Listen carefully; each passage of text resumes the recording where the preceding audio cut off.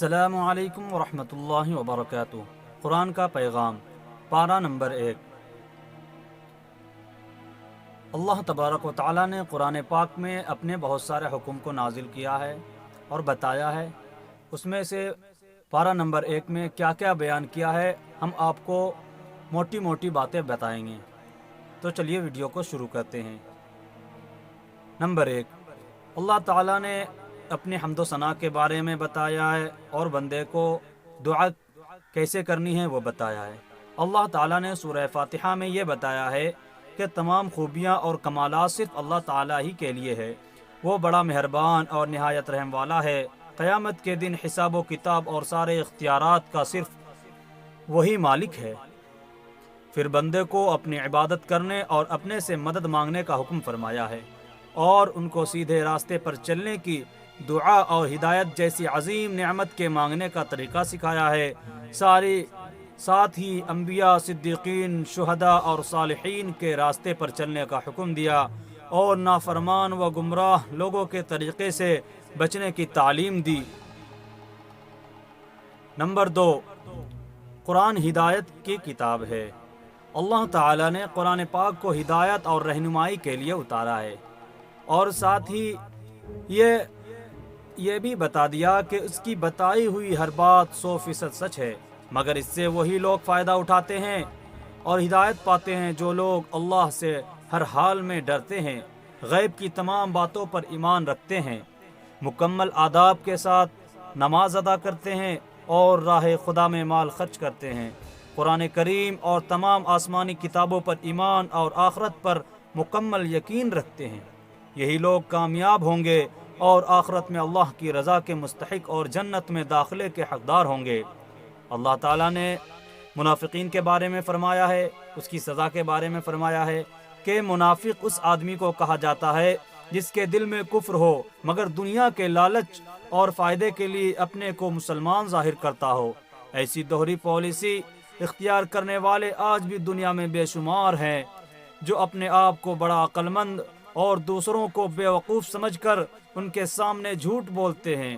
اللہ تعالیٰ نے ایسے منافقوں کو ان کے جھوٹ بولنے کی وجہ سے دردناک عذاب کی سزا سنائی ہے، لہٰذا ہمیں ایسی دوہری پالیسی اختیار کرنے سے بچنا چاہیے۔ اللہ تعالیٰ ہم سب کو اس بری عادت سے محفوظ فرمائے۔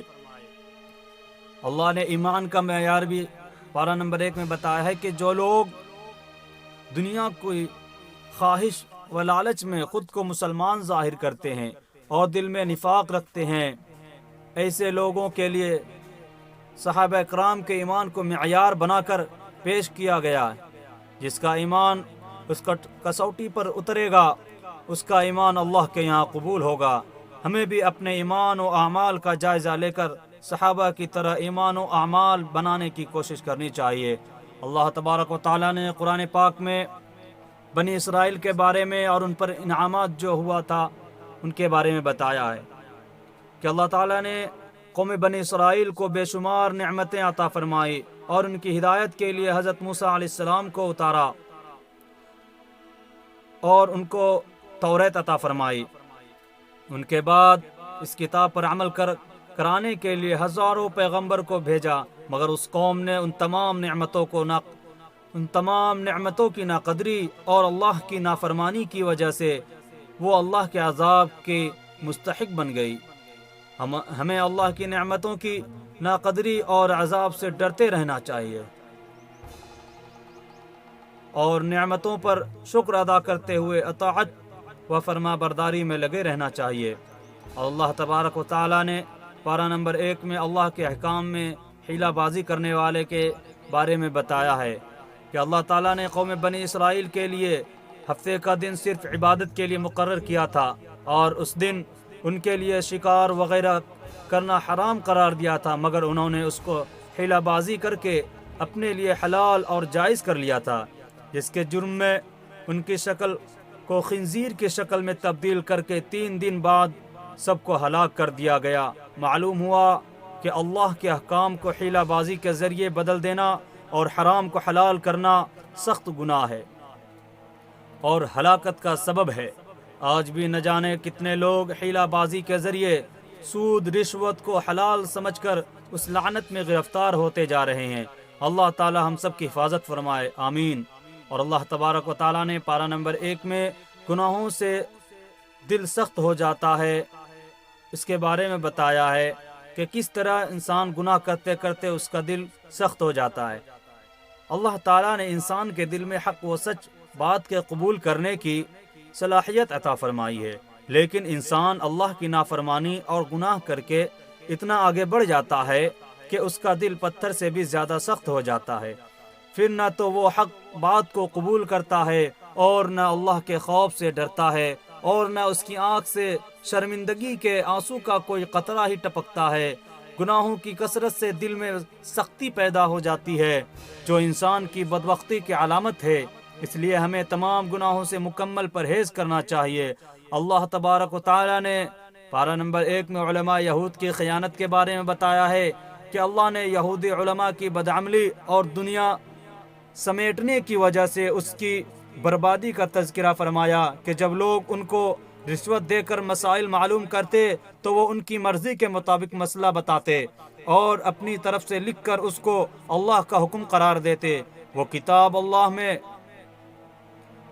کتاب اللہ میں تبدیلی اور رشوت خوری کے گناہ میں مبتلا ہو کر سخت عذاب میں گرفتار ہوئے۔ اس امت میں بھی جو لوگ قرآن و سنت کے معنی و مطلب کو اپنی طرف سے بیان کرنے لگتے ہیں اور صحیح دین کے مقابلے میں ان باتوں کو پھیلاتے ہیں اور حقیر و ذلیل دنیا کی لالچ میں اپنی آخرت کو برباد کرتے ہیں، وہ بھی اس وعید اور دردناک عذاب کے مستحق ہوں گے۔ اور اللہ تبارک و تعالی نے پارہ نمبر 1 میں چند اور باتوں کا حکم فرمایا ہے، جن میں سے یہ باتیں ہیں کہ اللہ نے آسمانی کتابوں میں تمام امتوں کو دین کی بنیادی اور ضروری باتیں صاف صاف بتا دی ہے، جن میں سے چند باتوں کا تذکرہ کرتے ہوئے فرمایا کہ اللہ کے سوا کسی کی عبادت نہ کرو، والدین، رشتہ داروں، یتیموں اور مسکینوں کے ساتھ اچھا سلوک کرو، عام لوگوں کو خیر اور بھلائی کی باتیں سکھاؤ، تمام آداب کی رعایت کے ساتھ نماز پڑھتے رہو اور زکوٰۃ ادا کرتے رہو۔ ان احکام پر عمل کرنا ہر مسلمان کے لیے لازم اور ضروری ہے۔ اللہ تعالی ہم کو عمل کی توفیق عطا فرمائے۔ اور اللہ تعالی نے پارہ نمبر 1 میں غیر مناسب الفاظ سے بچنے کا حکم دیا ہے۔ یہودی حضور صلی اللہ علیہ وسلم کو اپنی طرف متوجہ کرنے کے لیے راعنا کہتے تھے، جس کے اصلی معنی ہیں کہ آپ ہماری رعایت فرمائیے، لیکن یہودی کی زبان میں یہ گستاخانہ کلمہ ہے جس کے معنی احمق، جاہل اور بے وقوف کے ہیں۔ یہودی گالی دینے کے لیے اس لفظ کو استعمال کرتے تھے۔ اللہ تعالیٰ نے مسلمانوں کو اس لفظ کے استعمال کرنے سے منع فرمایا، لہٰذا جن الفاظ کے دو معنی ہوں، ایک اچھے اور دوسرے برے، تو ایسے الفاظ کو استعمال کرنے سے بچنا چاہیے۔ اور اللہ تبارک و تعالیٰ نے پارہ نمبر 1 میں مسلمانوں کو صبر کی تعلیم دی ہے۔ اللہ تعالیٰ نے مسلمانوں کو لوگوں کی شرارتوں اور تکلیفوں پر صبر کرنے اور پوری طور پر بدلہ لینے کے بجائے معاف کرنے کا حکم دیا، اور ساتھ ہی نماز پڑھنے اور زکوٰۃ دینے اور نیک کام کرنے کی تاکید فرمائی۔ جب صحابہ اکرام رضوان اللہ تعالی علیہم اجمعین نے اس حکم پر عمل کیا تو اللہ تعالیٰ نے ان کی مدد فرمائی۔ اللہ تعالیٰ اپنے وعدے کے مطابق دنیا میں بھی اچھے اعمال کی وجہ سے مخالفوں پر غلبہ عطا فرماتا ہے اور آخرت میں بھی بہترین اجر عطا فرمائے گا۔ لہٰذا ہمیں دنیا اور آخرت کی کامیابی کے لیے اچھے عمل کرتے رہنا چاہیے۔ اور اللہ تبارک و تعالیٰ نے پارہ نمبر 1 میں مسجدوں کو ویران کرنے والوں کے بارے میں وعید فرمائی ہے کہ جو لوگ مسجدوں کو ویران کرتے ہیں وہ لوگ کون ہیں؟ تو اللہ تبارک و تعالیٰ نے فرمایا کہ جو شخص لوگوں کو مسجد میں اللہ کا ذکر اور عبادت کرنے سے روکے اور مسجد کو ویران کرنے کی کوشش کرے، ایسا شخص سب سے بڑا ظالم ہے۔ مسجد میں اللہ کے ذکر سے روکنے کے مفہوم میں یہ بات بھی داخل ہے کہ مسجد یا اس کے اطراف میں کوئی ایسا کام کیا جائے جس کی وجہ سے مسجد میں عبادت کرنے والے کو عبادت میں خلل واقع ہو، یا کوئی ایسا فتنہ برپا کیا جائے جس کی وجہ سے مسجد میں نمازیوں کی تعداد کم ہو جائے۔ ایسے لوگوں کے بارے میں اللہ تعالیٰ نے فرمایا کہ ان کے لیے دنیا میں رسوائی اور آخرت میں بڑا عذاب ہے۔ اور اللہ تبارک و تعالیٰ نے یہود و نصارہ کے طریقوں سے بچنے کا حکم فرمایا ہے، اور فرمایا ہے کہ یہود و نصارہ یہ چاہتے ہیں کہ مسلمان اپنا مذہب چھوڑ کر اس کا مذہب اور ان کی تہذیب اختیار کر لیں۔ اگر کوئی مسلمان ایسا کرے تو اس کے بارے میں اللہ تعالیٰ فرماتے ہیں کہ اس کا نہ کوئی حمایتی ہوگا اور نہ کوئی مددگار جو اسے اللہ کے عذاب سے بچا سکے۔ لہٰذا ہمیں غیروں کے طرز زندگی سے بچنا چاہیے۔ اور اللہ تعالیٰ نے پارہ نمبر 1 میں تلاوت کے حقوق کے بارے میں بتلایا ہے کہ ان لوگوں کی تعریف بیان کی گئی جو لوگ قرآن کریم کی تلاوت کا حق ادا کرتے ہیں، اور تلاوت کے حق دو ہیں، ایک ظاہری اور ایک باطنی۔ ظاہری حق مثلا وضو کرنا، مسواک کرنا، عطر و خوشبو کا استعمال کرنا، اور باطنی حق یہ ہے کہ قرآن کریم کو تجوید کی رعایت کرتے ہوئے پڑھنا، معنی و مطلب کو سمجھ کر پڑھنا، جن آیتوں میں عمل کا مطالبہ ہے ان پر عمل کرنا، دوسروں تک پہنچانے کی نیت سے پڑھنا، اور ملنے والے اجر و ثواب پر یقین رکھنا۔